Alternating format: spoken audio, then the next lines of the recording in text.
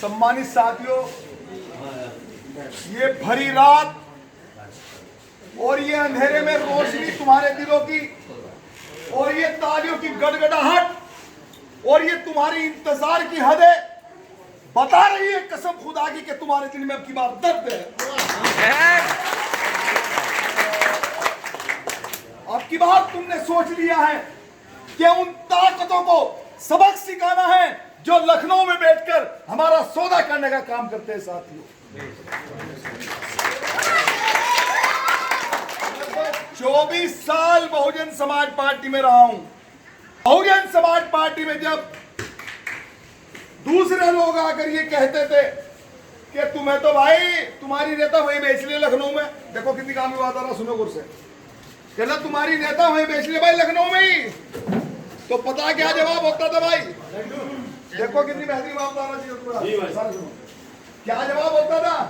अरे कहना है तो चौधरी ने बेचे, अब अपनी तो बेच रहे हैं भाई। कितनी बड़ी बिरादरी को सपोर्ट की है एससी समाज ने, और 4 बार एससी समाज के लोगों ने इसी उत्तर प्रदेश में सेकुलरता का राग गाकर 4 बार सरकार बनाई है। साथियों, क्योंकि कुछ वो लोग हुए, कुछ लोग हम जुड़े हैं।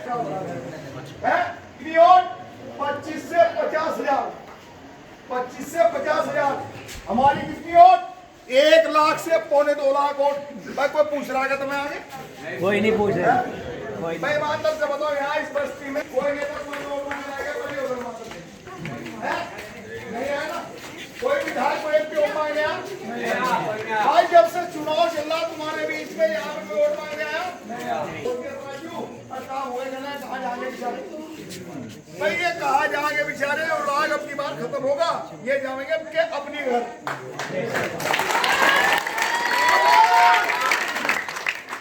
देखो साथियों, ये चुनाव जो है ना, ये चुनाव जो सर समाज के लोग हैं, हमारे नेता बैरिस्टर असदुद्दीन ओवैसी कहते हैं कि लोकतंत्र को बचाने की लड़ाई है, ये संविधान को बचाने की लड़ाई है। क्योंकि आप देखते हैं, बच्चा देखता है, बड़ा बूढ़ा सब देखते हैं, जिस टाइम वो ऐसी संसद में बोलते हैं तो ईमानदारी की बात होती है या बेईमानी की बात होती है? तो भाई जब हक की आवाज बुलंद कर रहा है हमारा नेता, अगर हमने इस चुनाव में ईमानदार में बताओ, अब कोई सरकार नहीं बदलेगी?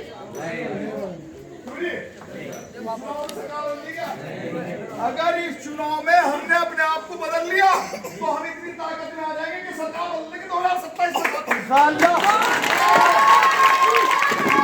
लेकिन अगर हमने खुद को ना बदला ना, कौन सा चाह रही हो जो खुद को नहीं बदलते?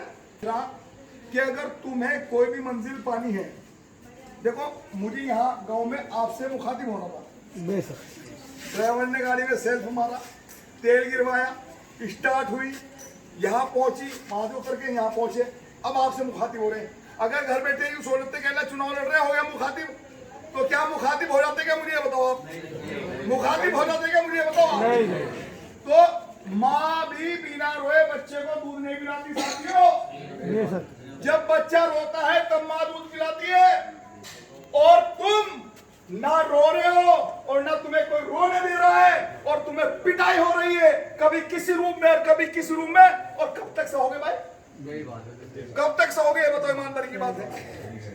एक बार इस 2024 के जो विधानसभा उपचुनाव है साथियों, इस विधानसभा उपचुनाव में आपको क़यादत मजबूत करनी है, और अगर आपकी हिस्सेदारी 2027 में ना हुई, बता देना भाई, अगर अखिलेश यादव को यह पता चल गया कि मुसलमान ओवैसी के पीछे चले गए, तुम ये बताओ ईमानदार से, तुम्हारे नेता के साथ गठबंधन होगा नहीं होगा? भाई आज हमारे नेता की जो पूछ नहीं हो रही, तो उसका रीजन क्या है? उसके जिम्मेदार हमें। अगर हम अपने बाप की इज्जत नहीं करेंगे तो बाहर वाला कैसे इज्जत कर लेगा? या कर लेगा? ईमानदार से बताओ। मैं तुमसे कर रहा हूँ, मैं तुमसे नेतागिरी नहीं कर रहा हूँ, साथ यहाँ खड़ा हूँ ना, तुमने देखा नेता को कोई भाषण नहीं हुआ, सिर्फ परिवार की बात कर रहा हूँ। अगर हम अपने घर में अपने मुखिया की इज्जत नहीं करें तो बाहर वाले कैसे इज्जत करेंगे भाई? और आज क्या है, 11 लाख लोकसभा में, 1.5 लाख विधानसभा में, और जो ठेका दे रहा 90 वोट है पूरी विधानसभा में उसकी। उत्तर प्रदेश का पूर्व मुख्यमंत्री अखिलेश यादव 2013 में मुजफ्फरनगर कैसे चल गया था बताइए आप। अगर मैं यहाँ पर खड़ा हूँ, अरे हमारे बड़े भाई का घर है और कोई मेरे ऊपर मार कर दे तो इनकी जिम्मेदारी है यहाँ पर। तो जब उत्तर प्रदेश के मुखिया आप थे तो उत्तर प्रदेश में जब आपकी मुखियागिरी चल रही थी, प्रशासन आपके हाथ में था, शासन आपके हाथ में था, तो आप दंगे में मुजफ्फरनगर को कैसे जलवा रहे थे? साथियों, सवाल ये नहीं है, सवाल ये है कि ये मौका है ना इससे योगी हटने का और ना इससे कोई योगी आने का। लेकिन तुम जैसे जोगी अगर ईमानदारी के साथ में अपने रंग में आ गए ना तो 2027 में तुम्हारा ढंग होगा, तुम्हारा रंग होगा साथी। बनने की बात करते हैं, बड़ी बड़ी गाड़ियों से तूफान होंगे, बड़े बड़े लोग आएंगे, कौन आ गया? फैक्ट्री वाले आ गए हैं। तो फैक्ट्री वाले जब तुम इसका ही नहीं हुआ तो किसका होगा?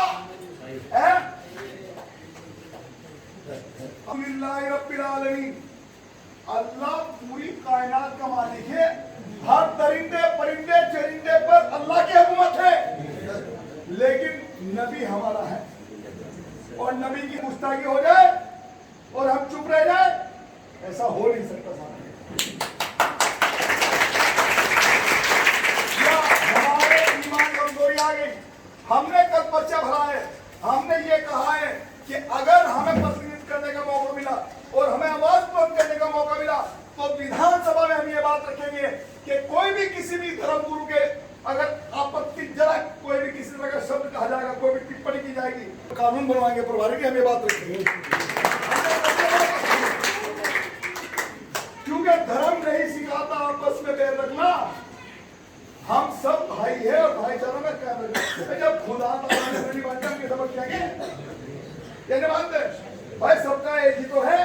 वो बात अलग है कि तुम में मानना है सब एक ही भाई, लेकिन भाईचारा खत्म होने देने के साथियों उन ताकतों को अब की बात जवाब दे दो। ये चुनाव जो है ना, देखो 2022 के वोट तो आप डाल चुके है नी भाई, 2022 के वोट डाल चुके नहीं डाल चुके? फिर अल्लाह ने तुम्हें 2024 में मौका दे दिया, लेकिन तुमने 2024 में भी चूक कर दी। अब तुम्हें मौका मिल गया 2024 में तीसरा, एक ही बार में 5 साल के पीरियड में आपको तीसरी बार वोट डालने का मौका मिला। ये आपकी किस्मत है। बार बार ऊपर वाला कह रहा कि अब अपने आप को सेव कर दो भाई, गलती होती है। और अगर तीसरी भी कर दी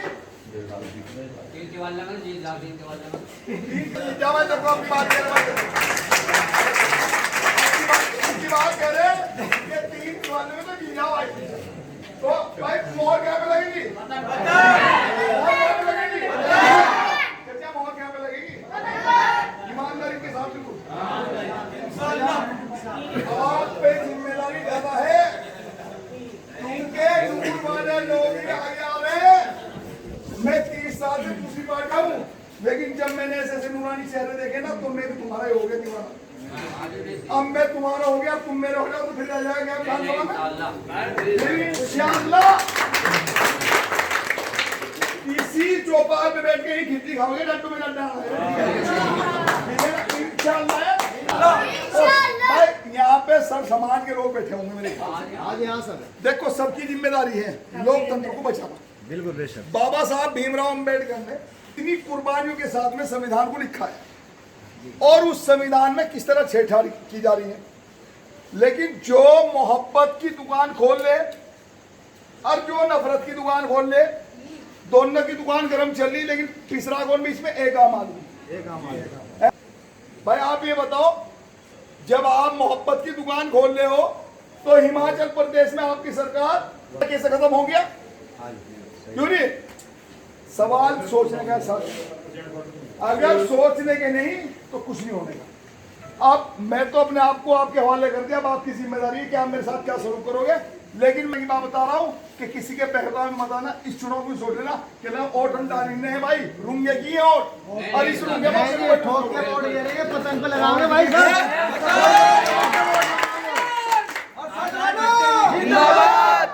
देखो जो जिंदाबाद अली ताली की गड़गड़ाहट है ना, खुदा की कसम मजा आ जाएगा अगर विधानसभा में जाके गड़गड़ाहट हो गई ना। जब वो ऐसी नहीं चलते हैं ना लोकसभा में, तो क्या लोग रुक के तारते रहते हैं लोग, और वैसे आप क्या करते हैं, करो काम और आवाज बुलंद करो। मेरी आवाज नहीं दबा सकते, एक पत्रकार की आवाज कोई नहीं दबा सकता। जब मेरा कलम चलता है तो मेरे कलम के नीचे ना तो मुस्तकीम होता है, और ना ही मोहसिन होता है, ना ही सुरीन होता है, ना ही कोई कश्यप होता है। जब कलम चलती है तो मैं ईमानदारी की खबर लिखता हूँ। तो मेरी जिम्मेदारी में आपका प्रतिनिधित्व, मेरे लिए सब समाज के साथी एक ही तरह के है सब। इन साथियों में आपसे दरखास्त कर रहा हूँ, रिक्वेस्ट कर रहा हूँ कि भाई ये जो चुनाव है इसमें सोच लो कि ये वोट जो है तो हमने 22 में डाल दी, भाई ऊपर वाले ने मौका दिया, इसमें जो है अपने आप को मजबूत करो। यार हर आदमी को सीने से लगाने के लिए तैयार है, सबको सीने से लगाने के लिए तैयार है। कोई तुम्हें भी पूछ रहा है कि अल्लाह कहा हो तुम? नहीं जी, नहीं पूछ रहा, सही कह रहे हैं आप। क्यों भाई ईसा इधर को और मूसा इधर को, तो कौन पूछ लेगा? जब ईसा भी इधर जाएगा, सुनील भी इधर जाएगा और राजेंद्र भी इधर जाएगा, एक सर समाज के लोग आपके, आज आपको अंदर की बात बता रहा हूं, तुमने मायावती को जो वोट दिया, कब दिया? जब दिया, जब ये देख लिया कहने लगा भाई बहन जी का जो टिकट है 50-60 हजार वोट तो देके भेज रही, और बाकी तुम सारा लगा दो। और जब वो ऐसे यूं कहेंगे कि मैं 1.5 लाख से लाख दे के भेज रहा, तो क्या दूसरे साथी तुम्हारे साथ में जुड़ेंगे? जुड़ेंगे साथियों, लेकिन पहले अपने को मजबूत करके दिखाओ। इस बात में अपनी बात बोल देता हूँ। जय हिंद, नमस्कार, शास्त्रीकाल, जय हिंद, अस्सलाम वालेकुम।